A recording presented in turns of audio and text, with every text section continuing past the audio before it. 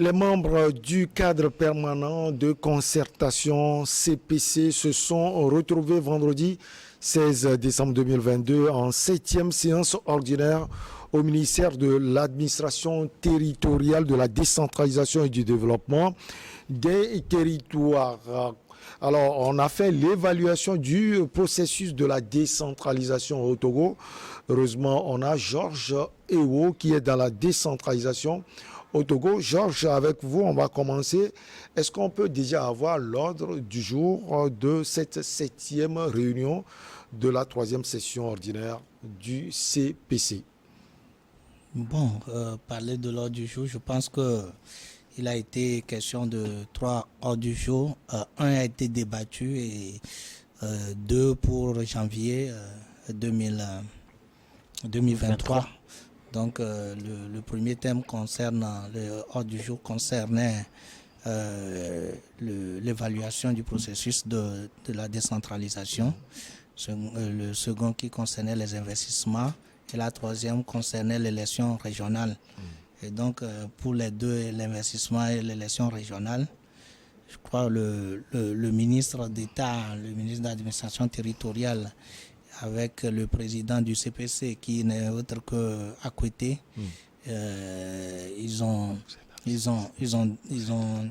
dit que la CENI et les autres acteurs qui doivent reprendre un certain nombre de choses seront présents en janvier 2023 pour pouvoir parler exactement des dates des élections et de la promotion des investissements au Togo. Mais pour ce qui concerne les élections, l'évaluation sur le processus de la décentralisation au Togo, il a été question que nous sommes au 2e degré.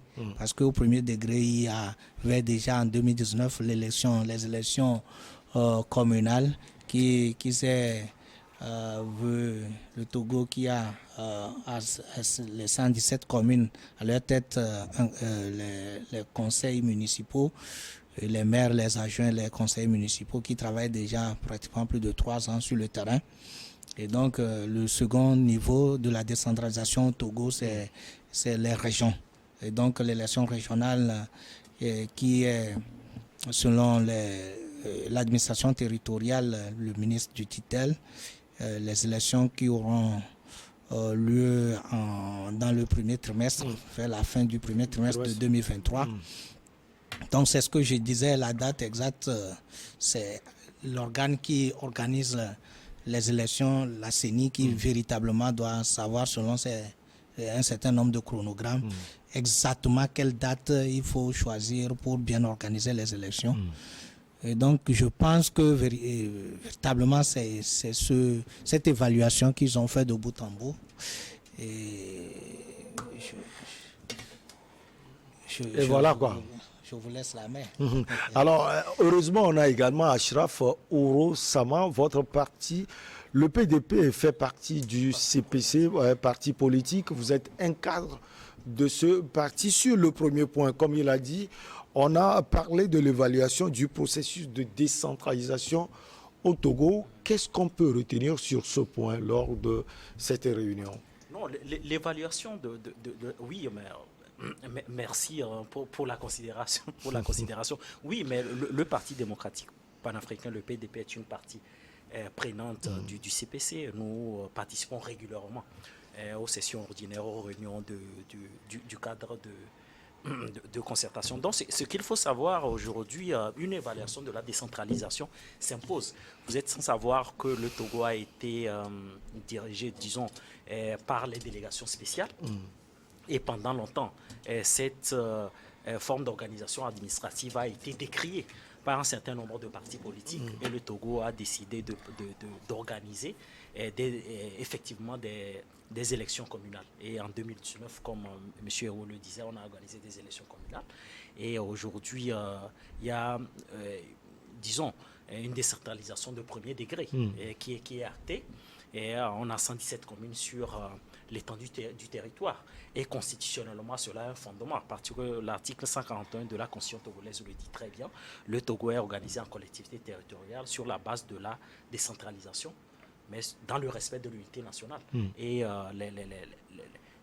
les entités décentralisées, c'est les régions et les communes. Et on dit les conseillers municipaux ou régionaux sont élus au suffrage universel direct. Donc c'est sur le fondement de ces dispositions constitutionnelles-là, les organisations législatives ont été organisées. Donc aujourd'hui, nous sommes dans une phase de communalisation. Donc il fallait faire l'audit. Qu'est-ce qui a marché, qu'est-ce qui n'a pas marché? Vous savez très bien que les communes aujourd'hui éprouvent des difficultés. Il y a un certain nombre de dynamiques de développement. Les communes éprouvent des difficultés à déclencher une dynamique de développement. Donc, il faut essayer de faire l'audit.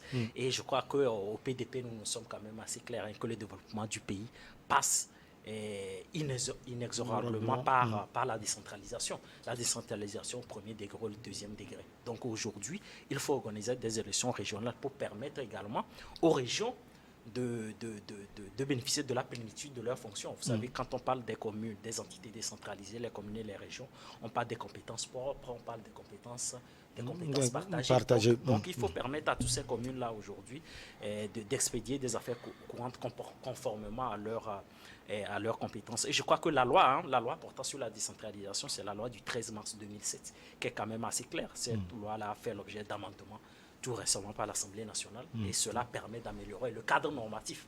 Et le cadre normatif, pour une décentralisation aboutie, il faut un cadre normatif aussi assez clair, assez explicite.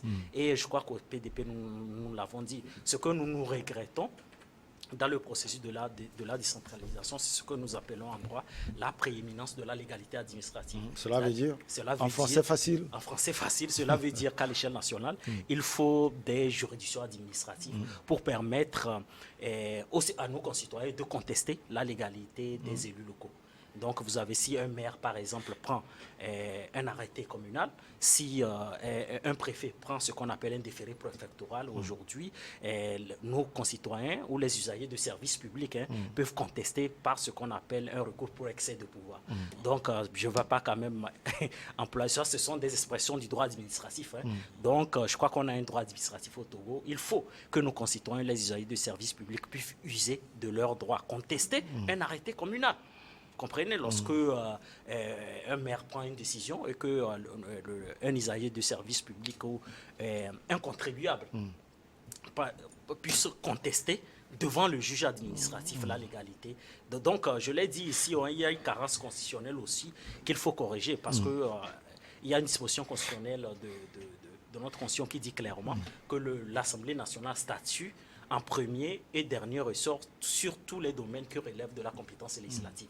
Donc aujourd'hui, nous avions besoin du Sénat, puisque les conseillers régionaux ou communaux élisent les sénateurs. Donc si on veut avoir une chambre délibérative au deuxième degré, c'est-à-dire la deuxième chambre, cela passe aussi par les élections régionales. Et je crois que l'audit ou la 7e réunion de la 3e session ordinaire du CPC a permis d'évaluer tout cela. Et j'espère que des résolutions beaucoup plus idoines seront prises dans les jours à venir. Avec comme objectif, dans donc, tous les cas, le PDP suit de très près les résolutions qui seront prises. Comme je le disais, avec comme objectif les élections régionales à venir en 2023. Ça, c'est sur le papier. C'est ce qu'on a vu lors de cette 7e réunion. Alors, Robert Kossigan, à côté sur le terrain, vous constatez quoi? Vous savez, il faut être seulement aveugle pour ne pas constater toutes les peines que vivent et supportent les maires et tous ceux qui travaillent avec eux sur le terrain. Maintenant, si les partis politiques se rassemblent et évaluent un peu le fonctionnement de l'administration décentralisée, c'est une bonne chose. Parce qu'au Togo, on a toujours taxé le gouvernement d'aller seul. Maintenant, pour cette fois-ci, si le gouvernement et les autres partis politiques s'asseyent pour évaluer, alors les 3 ans, je crois, les 3 ans passés de la décentralisation, c'est une bonne chose. Vivement que de bonnes résolutions en sortent pour que le travail soit plus facile aux maires. Vous savez, nous constatons en tous les maires du Togo aujourd'hui une volonté de satisfaire aux besoins des citoyens de leur localité. Mais les moyens manquent beaucoup. Maintenant, il va falloir que ce ne soit pas seulement aller aux élections qui comptent, mais comment trouver les moyens à ces administrations décentralisées pour qu'ils puissent travailler. Vous savez, la personne peut être un génie, mais s'il manque de moyens, il ne peut rien faire. Moi, aujourd'hui, vous voyez, si les maires ils savent même les collectes des fonds qu'ils font chez les commerçants de leur localité respective. Ils ne trouvent pas grand-chose. Parce que d'abord, le vendeur du piment, de tomates, combien il vend? Et ils prennent combien de tickets ils vont prendre? Or, vous savez, durant plus de 20 ans, la délégation spéciale n'a pas fait un travail sur le terrain. Eux, ils sont venus aujourd'hui, mais il y a beaucoup à faire. Il y a les rues à reprofiler parfois, il y a les caniveaux, il y a l'électricité, il y a beaucoup de choses, mais il manque de moyens. Moi, je suis plus d'accord qu'on pense comment faire venir de l'argent à ces mairies-là pour que, voilà, elles puissent travailler au bonheur des citoyens, que peut-être amasser de l'argent pour aller aux élections, pour créer encore un Sénat qui va encore engloutir des milliards au détriment alors du fonctionnement de ces mairies-là. Alors si les partis politiques se rassemblent pour évaluer, il faudrait qu'ils sortent des résolutions qui puissent trouver alors des sources de financement de nos mairies. Et puis, je crois que le Togo dispose de moyens pour pouvoir le faire. Le Togo dispose de moyens. Si nous voyons un peu les usines extractives de ressources minières, quand nous voyons un peu tous les atouts dont le Togo dispose, que nos cadres vantent à l'international, ça veut dire que si on penche un peu la balance au niveau de ces administrations, des administrations décentralisées, alors que les maires et toute leur équipe peuvent amener alors des solutions pour les problèmes que vivent les citoyens. Vous savez, toutes les saisons du Togo ont des problèmes. Quand nous sommes en saison sèche, il y a les problèmes de saison sèche. Quand il y a la saison pluvieuse, il y a aussi les problèmes des saisons pluvieuses. Si les ticketiers des mairies arrivent alors à venir aux mains avec les vendeuses du marché, ça veut dire qu'il y a un problème. S'ils avaient des ressources conséquentes, je ne crois pas qu'ils vont alors s'attarder sur les collectes de ces fonds-là. Donc vivement que l'État les aide. Vous voyez, Georges, quand vous le voyez là, si on lui donne les moyens, il va développer la vie. De même que le maire de Tokli, de même le maire de Tablibo, le maire de Kara, le maire de... Tous en ont besoin de l'argent. Il va falloir que les partis politiques encouragent l'État à leur trouver de moyens conséquents pour pouvoir travailler sur ça. Georges, on revient au niveau de la réunion, la 7e réunion. Alors, quelles sont les avancées constatées et quelles sont les carences? Non, en fait, il faut comprendre dans quel cadre nous sommes. C'est un cadre de concertation des acteurs politiques et que c'est des cadres dans lesquels on fait des suggestions, on fait des recommandations à l'endroit du gouvernement. Et donc, c'est au gouvernement... À partir de l'expérience vécue. Oui. Oui, durant tout ce temps. Oui, et c'est au gouvernement maintenant de mettre en pratique un certain nombre de choses selon quand même la feuille de route gouvernementale et l'esprit dans lequel le gouvernement pense quand même gérer le pays. Et donc, selon ce qui se fait aujourd'hui, nous pouvons dire que la plupart des recommandations, que ce soit de la concertation nationale entre acteurs politiques, et le cadre permanent de concertation, il y a toujours quand même plus de, disons, 99% des recommandations qui sont mises en œuvre. Ça veut dire tout simplement que les acteurs politiques s'accordent quand même à se donner des idées pour gérer le pays dans l'apaisement.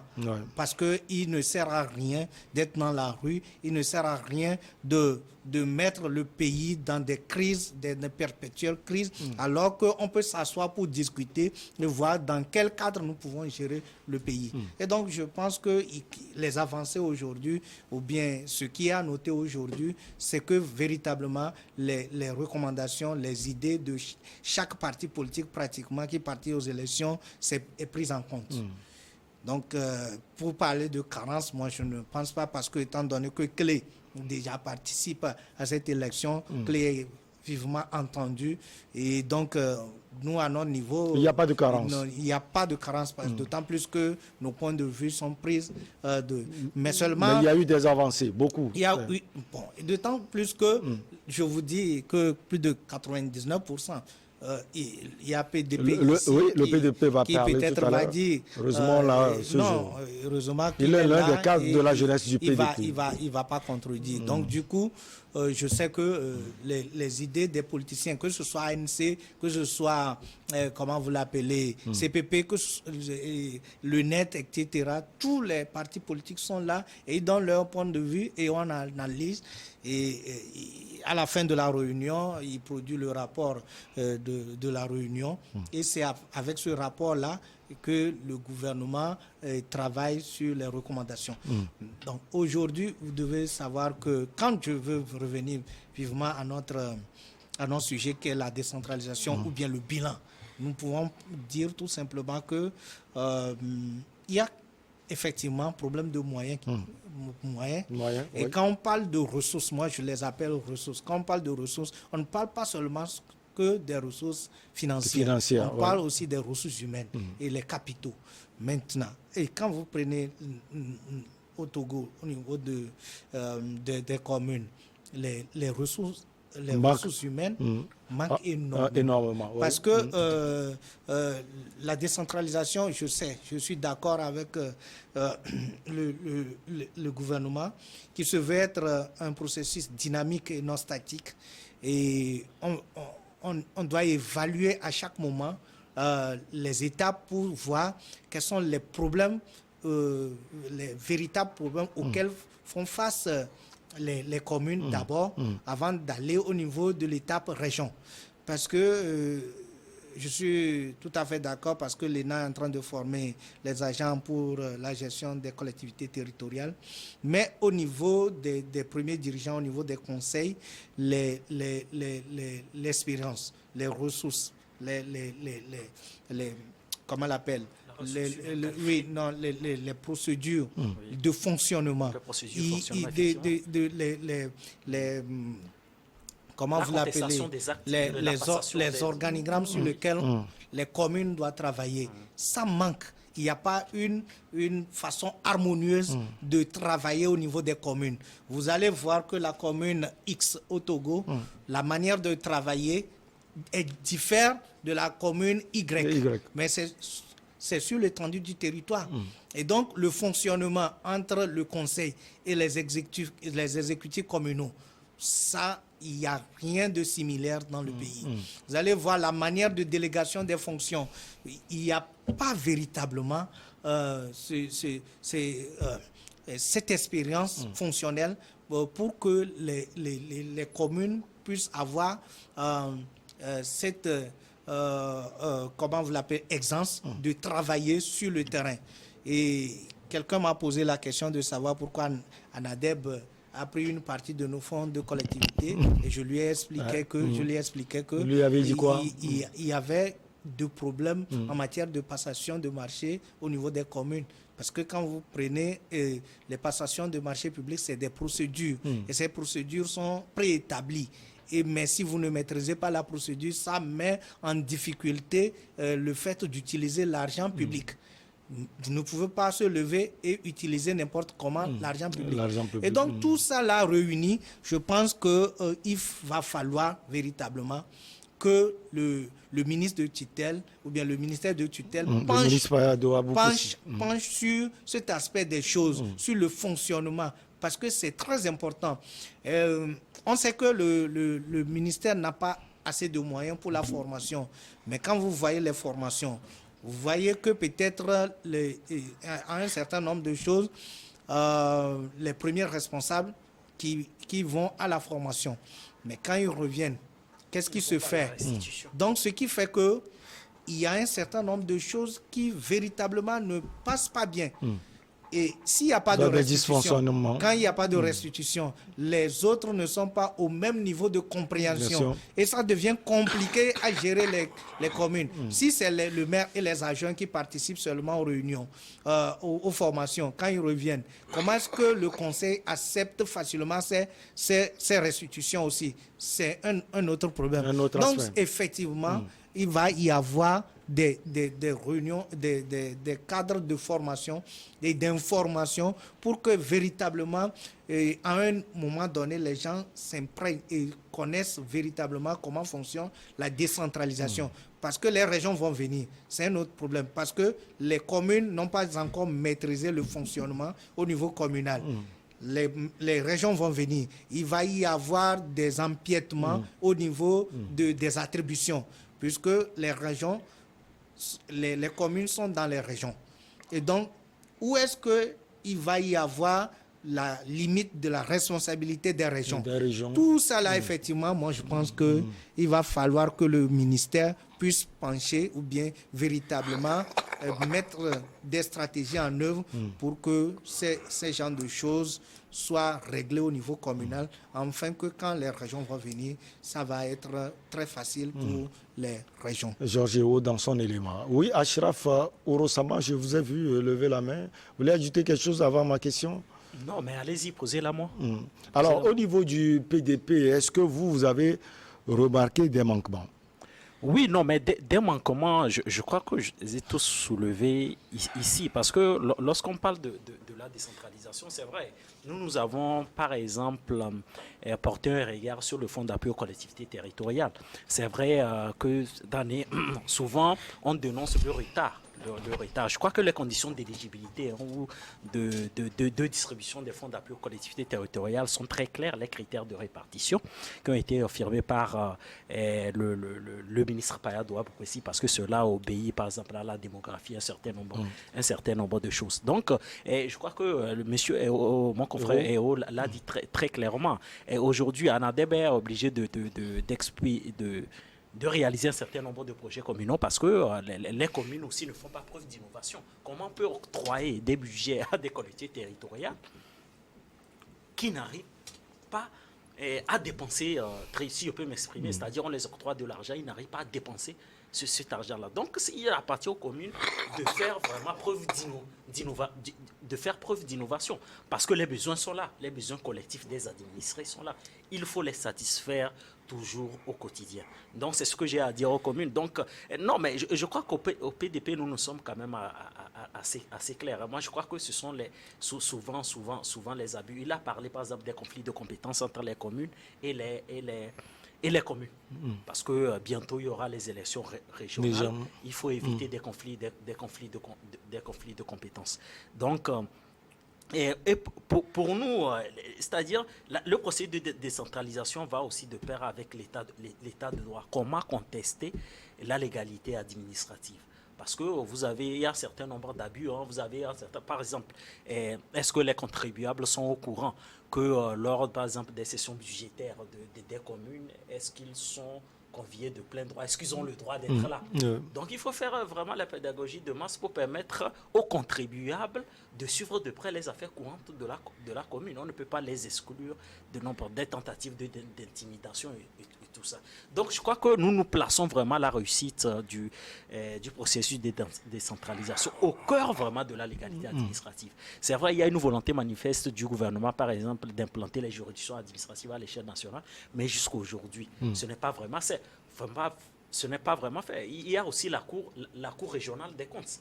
Il faut aussi une cour régionale des comptes pour venir appuyer. La loi a été adoptée à l'Assemblée nationale, mais l'effectivité de cette loi à l'échelle nationale aussi cause problème. Donc, je crois que ce sont ces carences-là qu'il faut corriger, mais il y a une volonté manifeste du gouvernement de corriger toutes ces carences-là. Et je crois que le PDP, à travers ces recommandations-là, peut accompagner le gouvernement.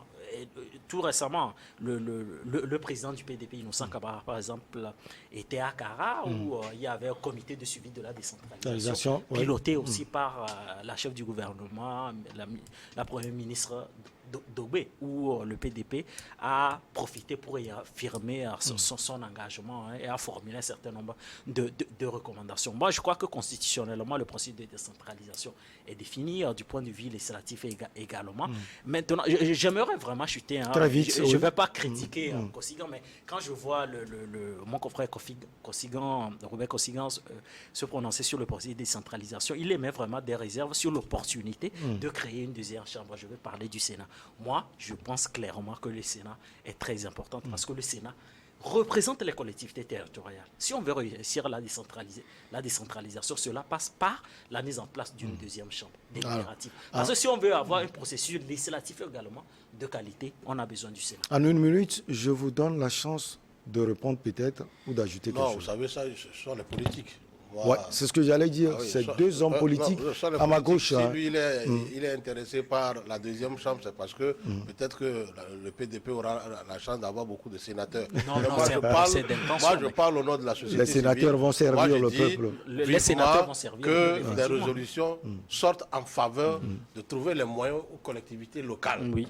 D'aujourd'hui pour qu'ils puissent conduire à bon terme la mission que alors le peuple les a Les a confiés.